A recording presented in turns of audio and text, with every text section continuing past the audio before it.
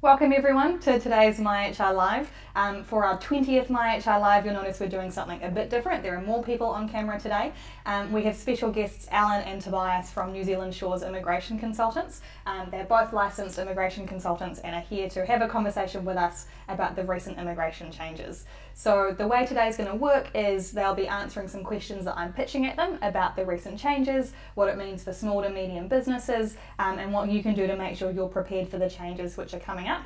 Towards the end of the session, as always, we'll answer some questions from you, the viewers. If you do have questions, please put them up. We'll collate them and answer them all together at the end. In terms of housekeeping, as well as always, the recording will be posted on our YouTube, our LinkedIn and our Facebook pages, so you can watch it later if you do have any issues. This does mean if you ask a question, it will be captured in the recording, so please don't use, or please be mindful about identifying information in your question as we go through. So we'll get started. Again, we're doing something new, so thank you for bearing with us as we figure out the best way to make this format work. But we'll get straight into it. So we've been hearing a lot about the new immigration changes that are coming through. What's the policy driving all these changes? What's different that this is all kind of happening now? Yeah, hi everyone. Allan Crome, New Zealand Shores. We've been in the industry for about 10 years now. We've got a few licensed immigration advisors in our company. We've certainly been seeing a lot of feedback from both the local employment community as well as offshore candidates over the last 12 months, and we've seen a change with the change in government recently. We've seen a focus on immigration, and it's been quite prevalent as far as, and a lot of expectation out there. What does this mean? And that is also from our business perspective, we try and keep abreast of those changes, and the policy essentially what they're looking to do is put more focus on the local employer, and reverse the focus from offshore migrants and place the onus more on the employer locally. So we're seeing the first change come through earlier this month in that, and we can go through those changes shortly, as well as what they're proposing long term over the next couple of years. So it's really a shift that the immigration are making in policy to put more emphasis on the employer, the employment agreements, more attempts to hire local candidates, and the types of scrutiny that they're putting around reviewing of immigration visas. And we're seeing this day to day as to what types of things they're actually looking for when they're reviewing those visa applications and the attempts to recruit locally. And that's consistent with what we're seeing on the employment relations side of things as well, right? In terms of the increased number of labour inspectors, really putting more of the pressure and the scrutiny on employers to make sure that they're best practice in doing what's right by their employees, both the local and those they've brought in overseas. So policy-wise, it seems consistent. So you mentioned a change that has come out recently in the last couple of months, and then changes that have been forecast or that they are proposing to take place kind of in the future. So what's been the most recent change, and then what are we looking at potentially coming into effect kind of in the next couple of years? Yeah, okay, well, I'll answer the first half of that, Sure. And then I'll pass it over to you, Toby.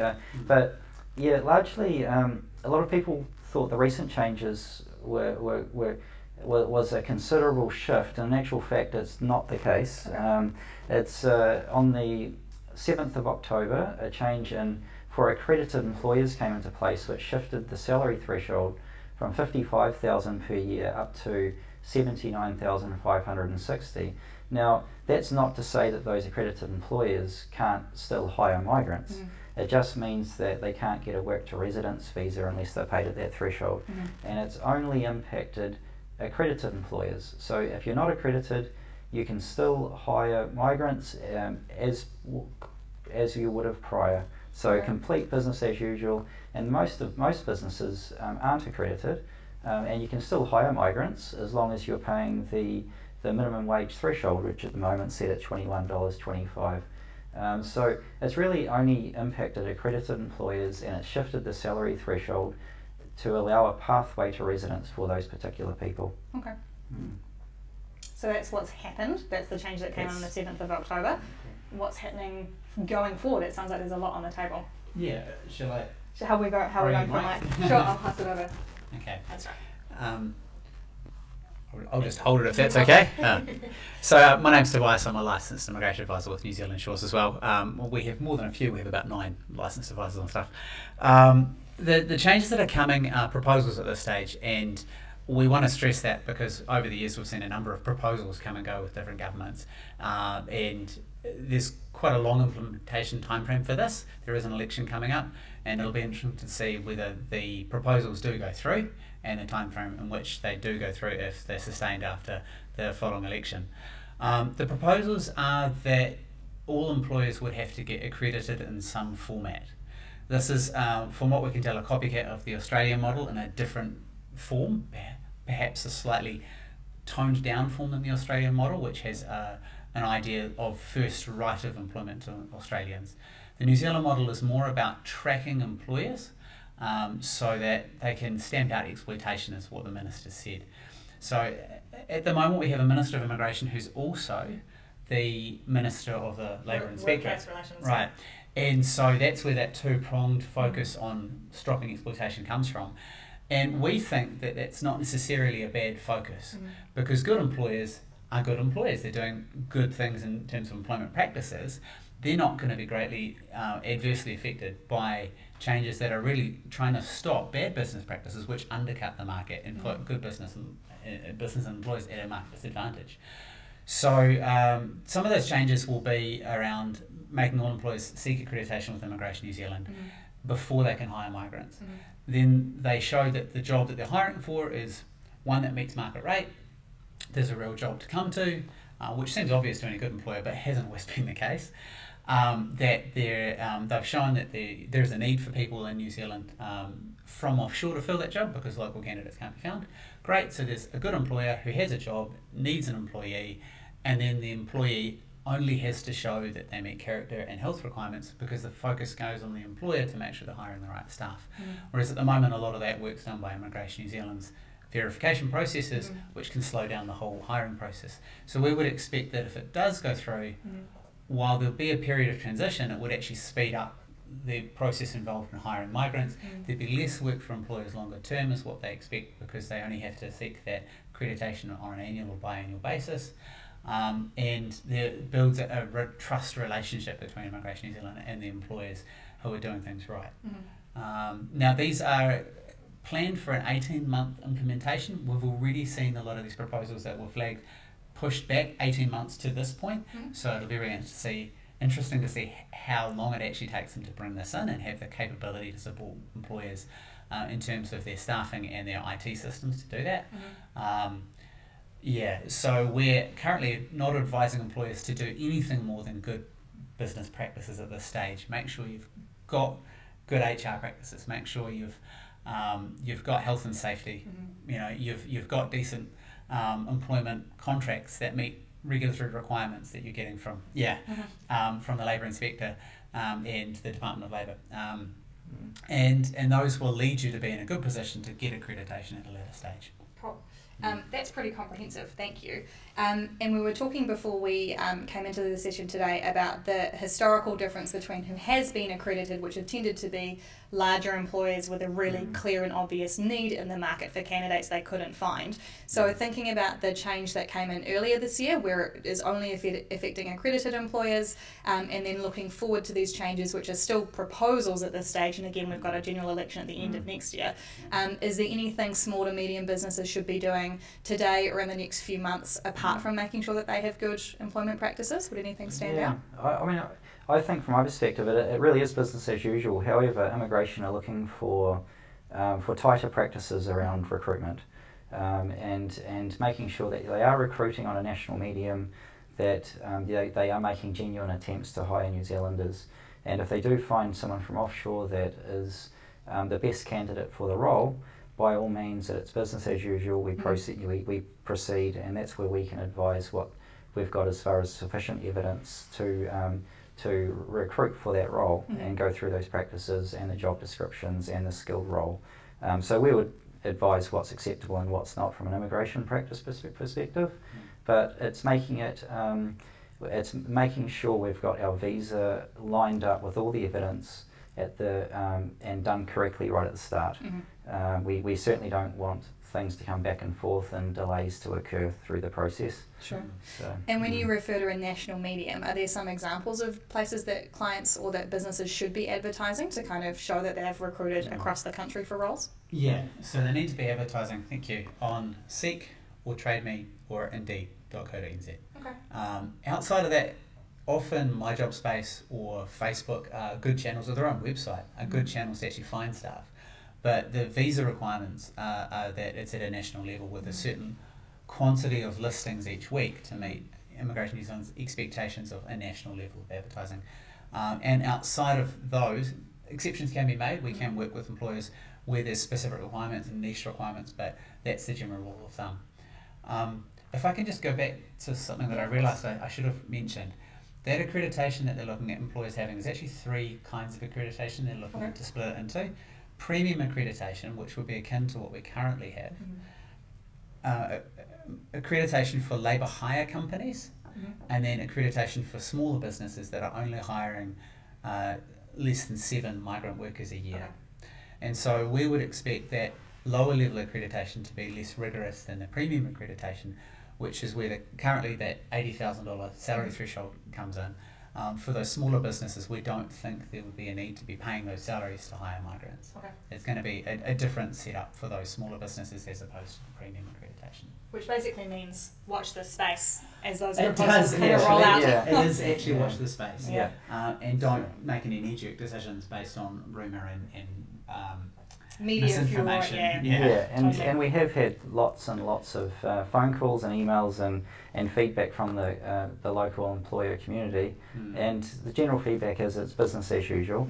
And even if you are an accredited employer and you're not paying the 80,000 plus, the essential skills work visa pathway is still perfectly acceptable along with the skilled migrant pathway. So if you're in doubt, just feel free to get in contact and we can advise. But it's largely business as usual actually at this point. Which is actually really reassuring and quite encouraging, because there's been a lot, and we've been fielding calls and emails kind of at this, not the same frequency as you guys, but certainly from clients worried about what this is going to mean for their recruitment practices going forward.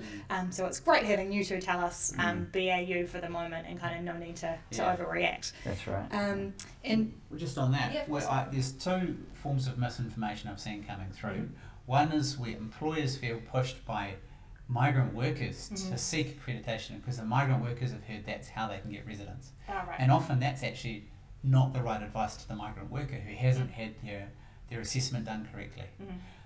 We see that particularly with immigration firms that are not so reputable, who are working offshore in certain sectors, certain markets.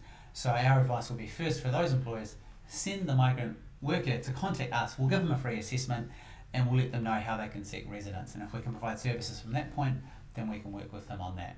You don't need to be an accredited employer for your migrant staff member to seek residence. There's other pathways. The second one is where there's lots of talk about blacklisting, where employers have been found to be bad employers and they've been blacklisted by Immigration New Zealand. Which is publicly searchable, the blacklist. But there's also grey listing, which is not publicly searchable, but which Immigration New Zealand keeps records for. And these things have caused all kinds of worries in the industry. I have seen and heard reports from some lawyers and also from some recruitment firms or licensed advisors around this space that we think are perhaps not the best advice that could be given, because really a lot of the time smaller businesses should not be seeking accreditation. And in some cases Immigration New Zealand's been pushing them towards as well, because they want more businesses to be accredited before the new policy comes in. But it's not necessarily in their interest. So we're happy to give fair and free assessment to employers of whether we think they meet current accreditation requirements, or whether it's in their interest to go down that pathway at this stage before genuine, concrete policy has been published. Cool. Which dovetails nicely with my next question, which is, I know that New Zealand Shores does work with migrants who are seeking visas and seeking residency, and you work with businesses as well who are looking to either support someone or to get accredited, become accredited. What's the benefit of getting professionals like you guys to help you through the process? Where can businesses often come unstuck in terms of managing that? Yeah, well, I mean, getting it done first, getting it a comprehensive visa from an offshore migrant perspective done, it just stops a lot of delays in the process, and a lot of those delays, immigration can actually take something that's done incorrectly and use that as a mechanism to decline the visa outright if they're offshore. So, and we're seeing them being a lot stricter and a lot harsher in that space. So a lot of our business actually comes from offshore migrants that have had visas declined in the past. Now, what we try and do is give the employer more certainty as to when the candidate from offshore can actually start their job. And we can know from the time we lodge a visa, typically we're seeing within a 4 to 6 weeks, sometimes slightly longer, but we can get that approved up front straight away. Within 4 to 6 weeks? At the moment, wow, that's a lot faster than I thought it was going to be. Well, and over the last 6 months, that's fluctuated. It went up to around the 8-week plus mark. When immigration were going through a whole bunch of restructure, they were closing down offshore branches. They were the retention of staff wasn't there. They lost a lot of knowledge. There was a bit of disruption in the process now, and that did balloon out to the 8+ week mark. We're seeing that all being streamlined now, and it coming back within acceptable time frames. So our focus is to give certainty to the employer so they know when someone can actually start their job, and it gives certainty to someone essentially moving their life from another country back on shore too, so, and their family. So just getting it done up front right at the very start is sort of the value that we can add there. Cool. Yeah. So there's a few things there. I was talking to your staff member Tristan about this before, and she was saying a lot of employers get letters from Immigration New Zealand or contact asking for things, and they panic and they don't know what to do, or they feel it's quite onerous and they don't know how to approach it. And I was saying probably for about half of the requests I get from Immigration New Zealand, I don't go back with what they asked for because it's not needed, or they've missed some information, or they haven't understood policy. You're very brave. Well, this is what we do. We don't know that we can do that. No, but this is what we do. Sure. And so we can get things going from immigration pushing us and causing a delay to going, actually you've made a mistake, and they go whoops, and they approve it because they realise they made a mistake and they don't want to hold things up unnecessarily and get a complaint. So we also have contact within Immigration New Zealand. We can check on things very quickly. We have privileged access through phone lines. We know key staff in Immigration New Zealand where there's issues that need to be addressed.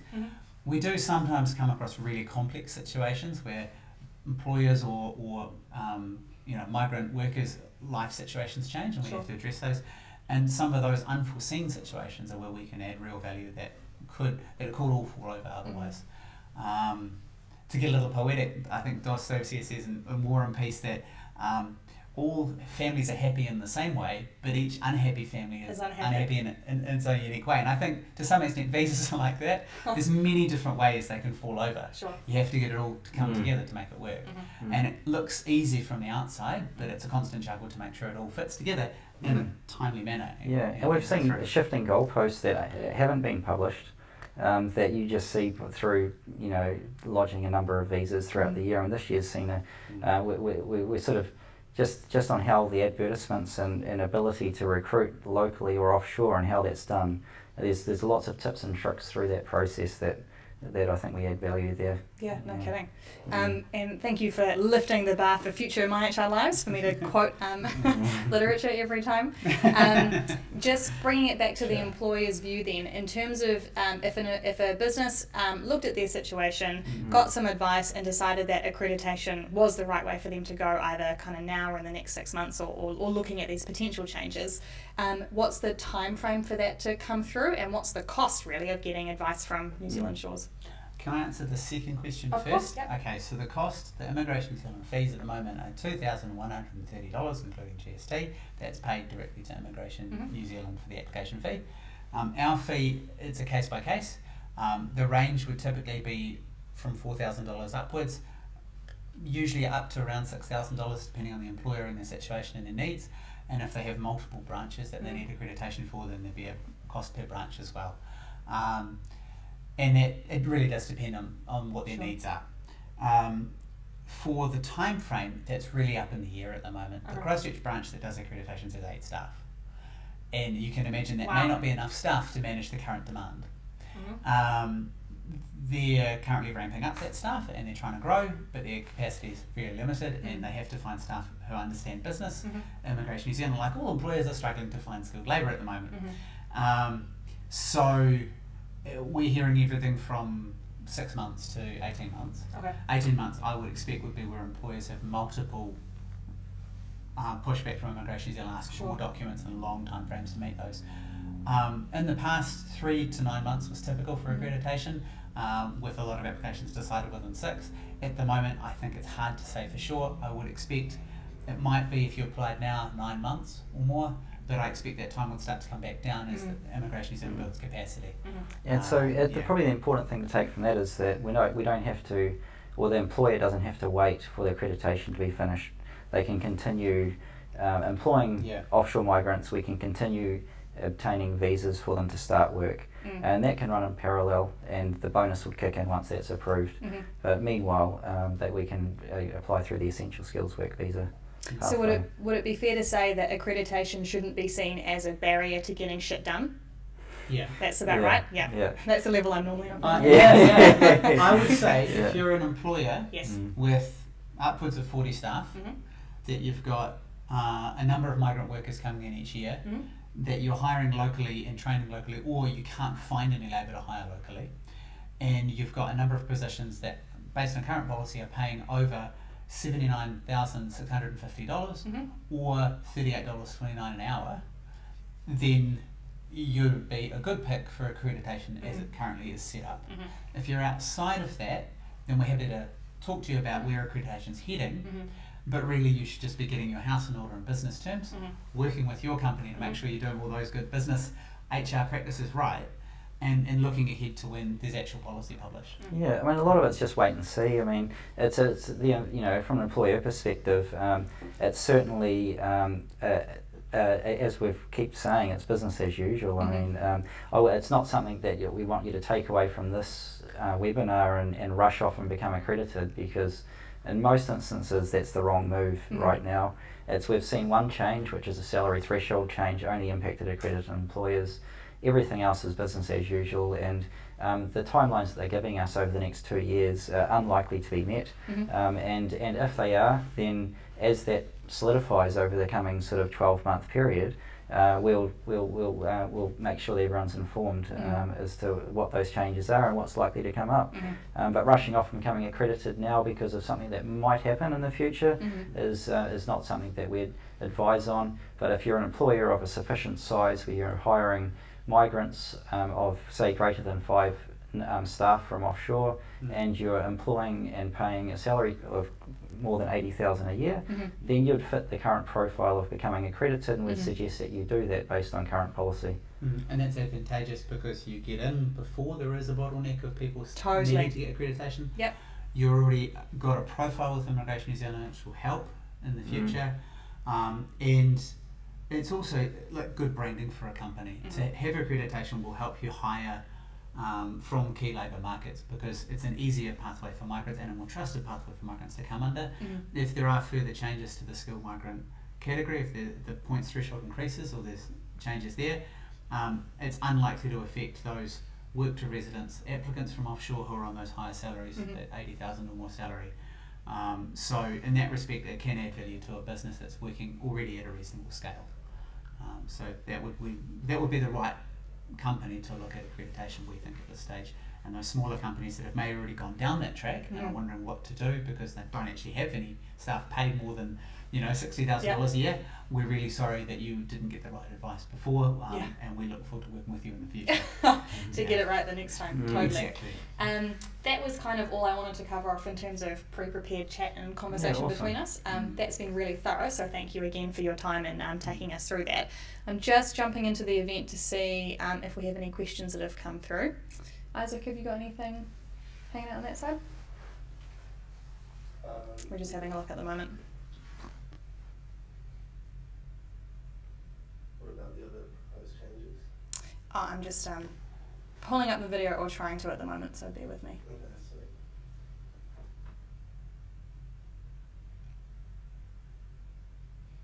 Yeah, there's a few other changes that we didn't cover off there. Here we go. Cool, thanks for bearing with us. Cool.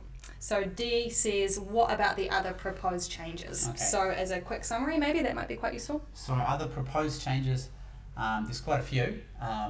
One is to remove the restriction on low-skilled workers bringing their family. That's proposed to be removed mid-next year. That would mean that if you're somebody earning below $21.25 an hour, or in a low skilled class job, such as a longshoreman for a fishing company. You currently can't bring your family with you, except potentially on visitor visas. In the future, we expect that to change depending on the salary threshold, and that's not published policy, so we can't advise any more for that. Other proposed changes are removal of ANSCO, which would mean that there's no longer entirely, which wow. means it is a bit of a dog. Yeah. Take away the classification of jobs and just base it purely on salary. There's already that to some extent, where if you're on a high salary over $37.50 an hour, by default you are considered in a skilled job. But the full removal of ANSCO, there's nothing concrete yet. It's just been mentioned by the minister as, we want to do this. The minister tried to revise ANSCO, didn't get funding for it, and ended up giving up. So he's finding another way to do things. Okay. Other proposals include the parent category. Again, no published policy. You're seeing a pattern here. February next year, and we expect concrete policy to come out in Feb next year, and that would require you to have around 200% or more of the median income to be able to sponsor your parents to New Zealand. And the details of that we need to wait to give clearer advice on. Sorry, were there any other were there any other proposed changes that you wanted to ask about there? Merging the work visa types. Merging the work visa types. Well, all of the work visa types would be removed in favour of an accredited employer system. Yeah. So there'd be work to residence pathways, but again, there's nothing more than announcements at this stage. So we don't know whether they'll remove all of the work visa types. We don't know whether they'll keep some of them, such as at the moment nurses who are in aged care have a pathway to residence even though they're only on $45,000 a year. Or teachers who are maybe only on 55 because they're under the long-term skill shortage list. How Immigration New Zealand will keep those pathways for some of those government jobs that are low paid but in high demand and occupational registration required and clearly skilled, while also stopping people being paid too little for the market by some other employers, it's really hard to predict at this stage. We have to wait and see. Yeah. Okay. Pavarasu, thanks for watching. Pavarasu asks, would this change affect the Silver Fern practical experience work visa? And it sounds like the answer would be yes if the proposal went ahead. Is that correct? So Silver Fern was removed on the 7th of October and is no longer there. Yes. Cool. So, yeah, it's a good question. I mean, and a lot of it's to do with if you've got a current visa, how would that impact you? And it's largely if you've got a current approved visa, it's under current policy. But one thing I would suggest, if you have the ability to apply for residence, that would be done quite quickly now before any upcoming changes happen in skilled migrant or potentially within this employer-led approach.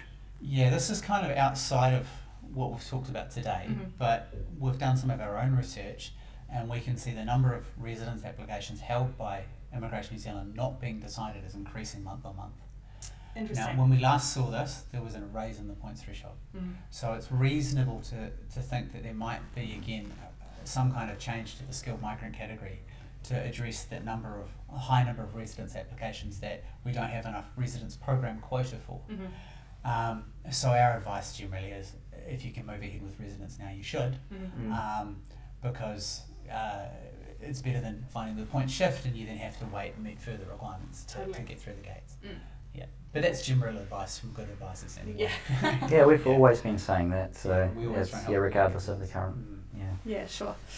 We've got a couple more questions coming through, so I'll pitch them at you and then we might wrap up and see if anything else comes through.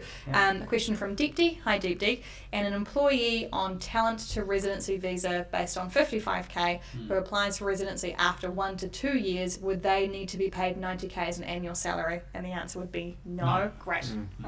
And more than that, I've had clarified that if they apply for residence after 24 months, and after 30 months from when their work to residence visa is granted, they still don't have their residence application decided, their temporary visa is expiring. So they need to apply for a further temporary visa, but that further temporary visa does not need to meet 90,000 either, which is good to know. It comes under policy of when they lodge the first visa, essentially. Okay, cool.